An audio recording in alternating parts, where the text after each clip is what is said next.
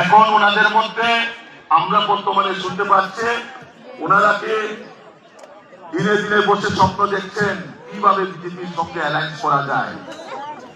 BJP বিশেষ করে আমাদের রাজ্যের জনপ্রিয় মুখ্যমন্ত্রী প্রফেসর ডক্টর মানিক সাহাজির নেতৃত্বে শহর থেকে পাহাড়, পাহাড় থেকে পাহাড়ের ভিতরে গ্রাম অঞ্চলে যেভাবে বিজেপি শক্তিশালী হচ্ছে সেটাকে দেখে এখন রাজবাড়িতেও কম্পন শুরু হয়ে গেছে, কোমলুঙেও কম্পন শুরু হয়ে গেছে।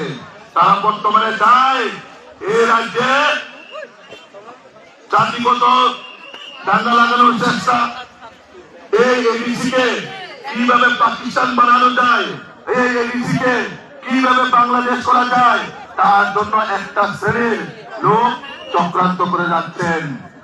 ওনারা বলে থাকেন খাঞ্চা খাঞ্চা খাঞ্চা, আমরাও তাই খাঞ্চা। আমাদের জনজাতিরা ত্রিপুরা তারা যদি খাঞ্চা হয় কোন জায়গা খারাপ নাই, আমরাও তাই খাঞ্চা। কিন্তু এই খাঞ্চা কাজের নয়, কাদেরকে নিয়ে এই খাঞ্চা? আমরা গতকাল একটা সোশ্যাল মিডিয়ার মাধ্যমে আমরা একটা কমিটি দেখতে পাই, সেখানে অনেক হুসেন আছেন, মিয়া আছেন, খান আছেন, অনেকে কমিটির মধ্যে ঢুকানো হয়েছে। তারা কে ত্রিপুরা, তারা কি এডিসির ভোটার, তারা কি এডিসির নাগরিক?